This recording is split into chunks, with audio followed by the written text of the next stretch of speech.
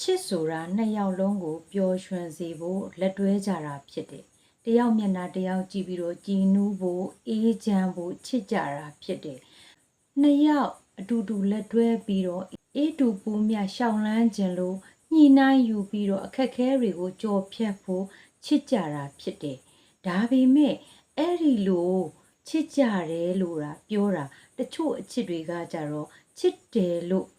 ဆိုပြီးခြေစုံပြစ်ဝင်လိုက်တာနဲ့ကြောင်းနဲ့ထဲကိုခုံဆင်းသွားကြတာတော့အမှန်ပဲကိုချစ်ရတဲ့ချစ်သူကကို့အတွက်အေးချမ်းစေခြင်းလို့လုံခြုံစေခြင်းလို့ပျော်ရွှင်စေခြင်းလို့လက်တွဲကြပေမဲ့တချို့အချစ်တွေကကြတော့စိတ်ဆင်းရဲမှုစိတ်ပင်ပန်းမှုစိတ်ဒဏ်ရာနာကျင်မှုတွေကိုပဲပေးပြီးတော့သူတို့ရယူလိုက်တဲ့အချစ်ကကြောင်းနဲ့ထဲကိုခုံဆင်းသွားပြီးတော့ပြန်တက်မလာနိုင်တဲ့သူမျိုးတွေဖြစ်တယ်။ဒီဘက်အိမ်ကတယောက်ဆိုရင်ဘလောက်ပဲနှိမ့်ဆက်ခံဘလောက်ပဲရိုက်သူ့ရဲ့ပါတနာကိုပေါင်းတာသူ့ရဲ့ပါတနာကိုဘလို့မှမပြတ်နိုင်ဘူး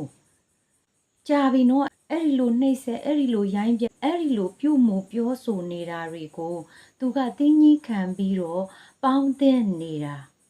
အဲ့ဒီမကောင်းတဲ့ toxic ဖြစ်တဲ့ relationship ကနေရုံးမထွက်နိုင်တာအဲ့ဒီအရာကဘာလဲဆိုရင်အချစ်မဟုတ်ဘဲနဲ့ဘဝကြီးကိုကြောင်းနဲ့ထဲကိုခုံဆင်းပြီးတော့အဲ့ဒီကြောင်းနဲ့ထဲကနေပြန်ပြီးတော့တက်မလာနိုင်တဲ့ relationship တွေအများကြီးပဲရုံးထွက်လို့မရနိုင်တဲ့ relationship တွေအများကြီးပဲ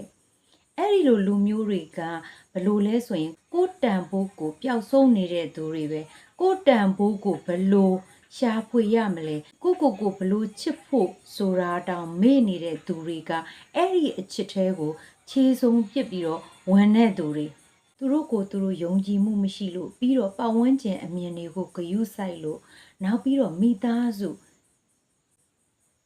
တချို့ယုံထွက်နိုင်တယ်ဆိုတာကကိုယုံကြည်မှုရှိတယ်တော့စစ်ဆိုတာတေချာသိပြီးတော့ယုံထွက်ဖို့ကြိုးစားတဲ့သူတွေက toxic relationship ကနေယုံထွက်နိုင်တယ်တချို့ကြတော့လေတစ်သက်လုံးကိုလူးကလိမ့်ကနဲ့ဒီ relationship မှာကုံဆုံးသွားတဲ့သူတွေရှိတယ် toxic relationship ကနေခုံထွက်နိုင်ဖို့အရေးကြီးတယ်ဟိုချစ်မဲ့ partner ကဘလို့လူမျိုးလဲဘလို့အကျင့်စရိုက်ရှိလဲဒါတွေကိုသိဖို့လိုအပ်ပါတယ်နောက်ဘူရီမှာပြန်လဲဆုံတွေ့ပါမယ်